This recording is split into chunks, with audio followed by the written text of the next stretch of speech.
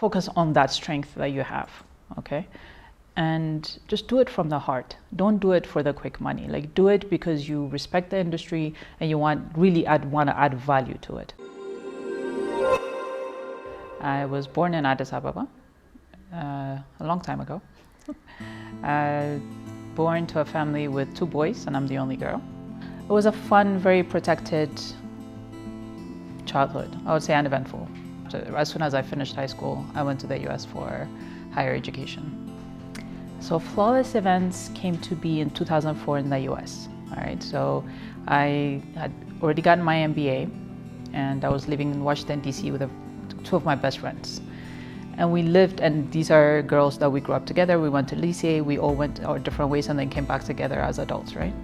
And we were all working 9 to 5, but we realized we never have enough money. Either we were spending it the wrong way, we just didn't know how to manage our money, okay? So we said, let's start a business, and we didn't know what we wanted to do. So we started playing with different ideas, and we realized we all like to throw parties, and we like being part of the party. Whenever we go to events put together by different African institutions, we always thought, it's always disorganized. So we said, let's do an event company. And we were open to doing social events, corporate events, whatever, any event-related activity that was for the African community, right? We're like, okay, but what was it that we had to offer? What would our company do different than other companies? And we said we wanted to be seamless, we wanted to be perfect. So we're trying to come up with a perfect name, perfect events, seamless events. And then Flawless just came from literally brainstorming.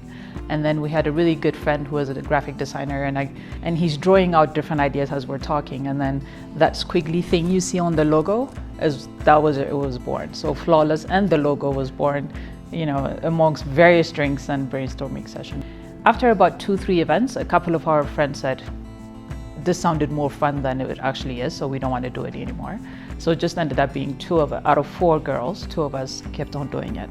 So we had an opportunity to do a few weddings, fundraising events, fashion show. And so within our small community, we had a name going for ourselves.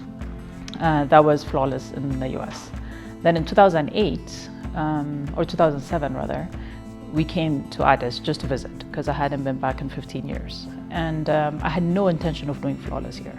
So I figured, I have my degree, I've been educated in the US, I've worked in US institutions, I could probably get hired here, right?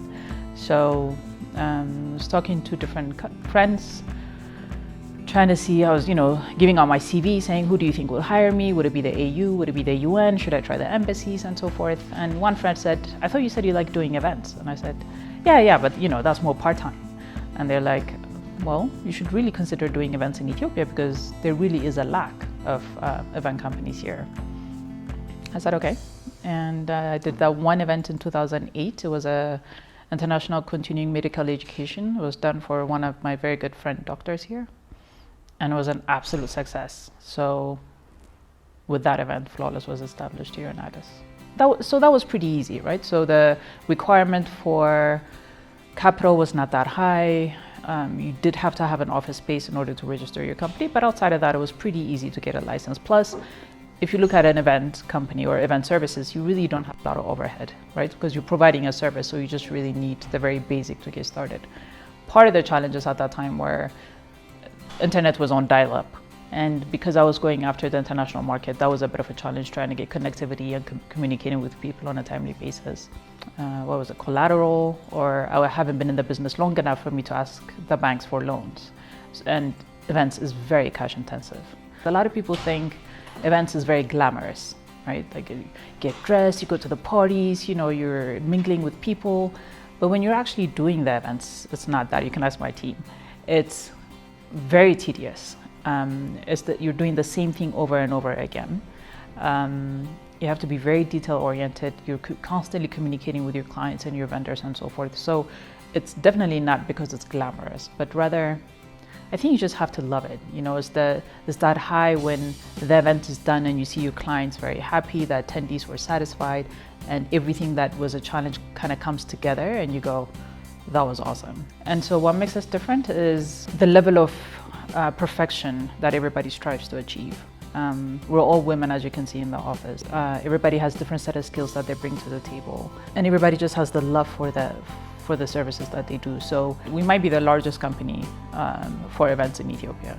We're definitely the leading as far as innovative way of executing events.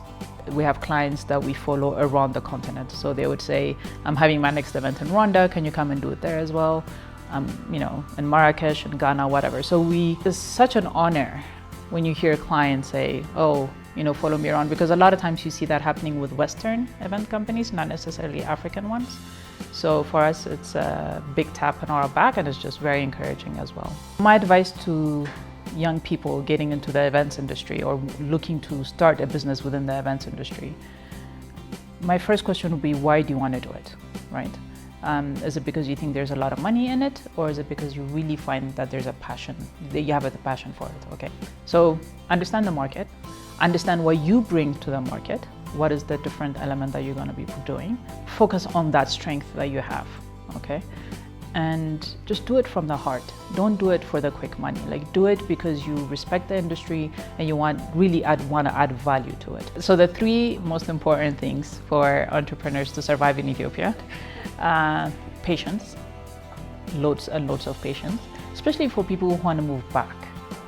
And I would say that because it's not just for already Ethiopian-based entrepreneurs, but even for those who are saying, well, wait, if she made it, I also want to come back. I think have a lot of patience and don't have any expectations.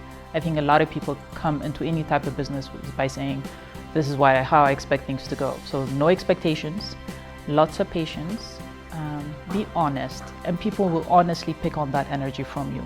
I think when you're genuine and honest in the way you present yourself and the way you present your business, you'll be surprised by how much you get back from other people.